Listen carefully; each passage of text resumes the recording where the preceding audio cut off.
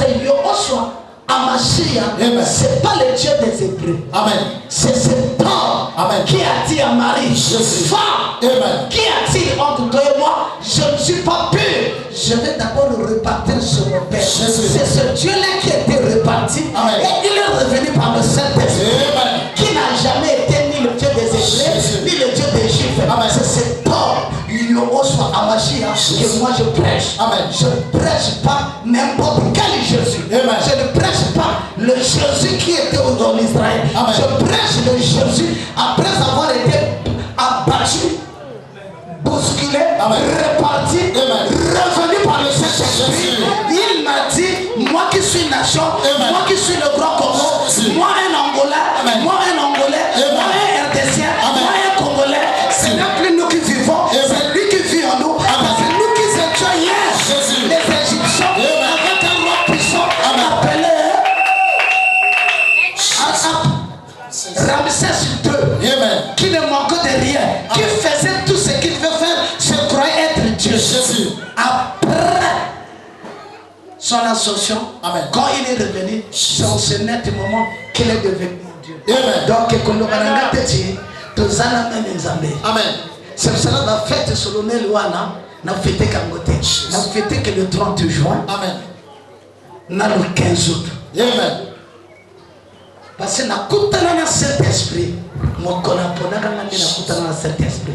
Nous n'avons pas Congo. Ceux qui n'ont fêté deux fêtes. Le 28 novembre 58, le 15 août 60. Je suis congolais. C'est ça les fêtes, les ascensions, les quoi, c'est en Israël. Je suis congolais. C'est ça le binabino. On ne prêche pas le même Dieu. Amen. On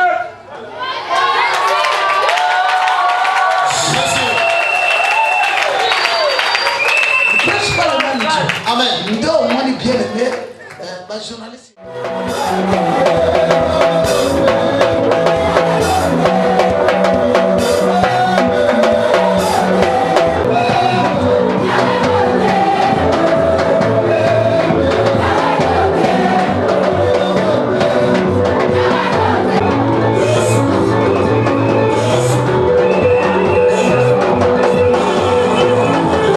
Je me nomme l'apôtre Lévitique 10, plus connu par le nom de Trois Phases. C'est l'Assemblée chrétienne Feu de l'Éternel. Aujourd'hui, nous avons célébré les 15 ans de l'alliance que j'ai faite avec Dieu pour l'appel qu'il m'a donné à exhorter, à prêcher, afin que les vies, premièrement les vies des Congolais, puissent trouver le vrai chemin qu'il faut par rapport à ce que nous sommes avant que nous soyons nés sur la terre. Personnellement, je ne peux pas faire le bilan parce que les choses sont spirituelles. Mais rationnellement, je peux dire que le bilan est positif. Parce que la mission primaire de l'Église, c'est chercher à ce que les âmes perdues soient rachetées.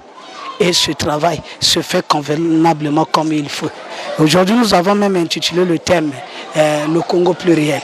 Parce que le Congo, c'est une valeur africaine. Le Congo, c'est une force africaine. Mais les Congolais et les Congolaises ignorent de quoi ils sont capables.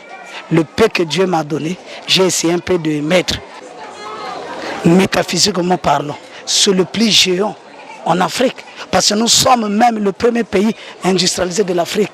Les premiers Jeux africains, c'est passé ici au Congo. Le premier cardinal africain, c'est un Congolais.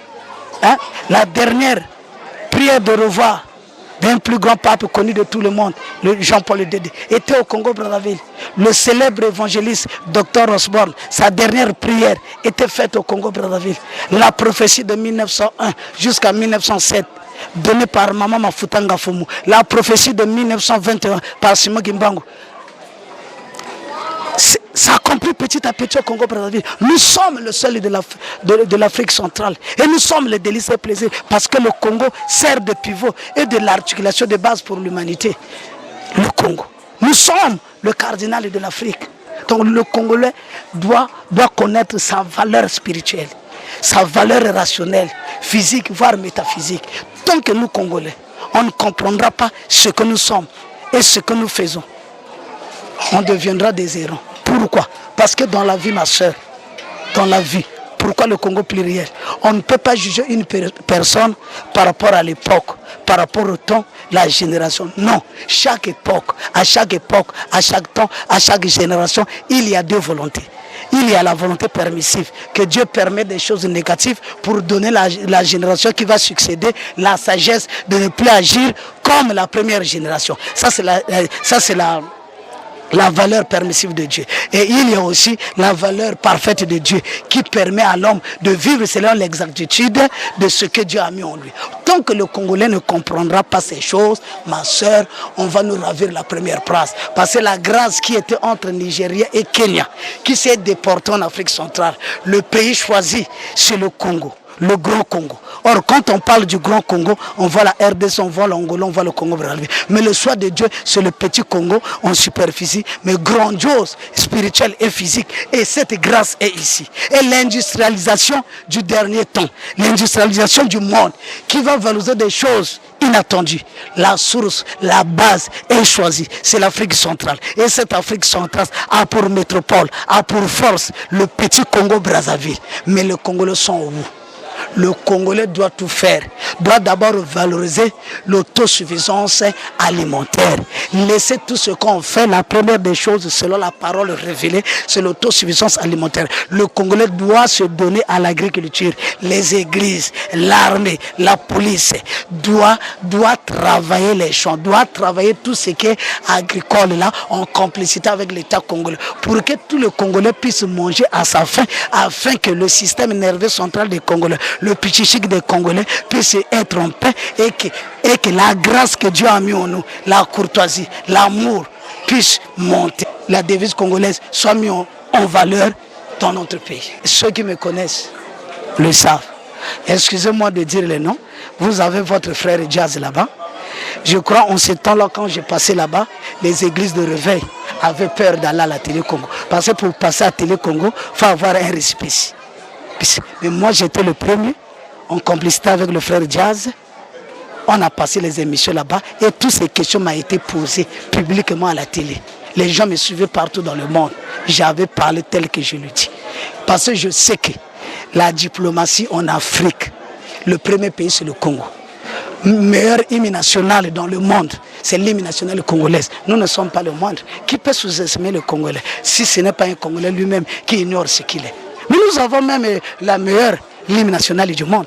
Aux âmes bien nées, la valeur n'attend pas le nombre d'années. L'essentiel est d'avoir des ingénieurs, ceux qui connaissent bien l'agriculture. Ils peuvent orienter les gens à bien faire quelque chose. Parce que la vision de Dieu, Dieu veut voir les Congolais travailler l'élevage, l'agriculture, tout. Ce que vous connaissez là, c'est là où l'industrialisation va commencer. Parce que les choses ne peuvent pas commencer au Congo en partant ailleurs, commander ou bien demander quoi que ce soit.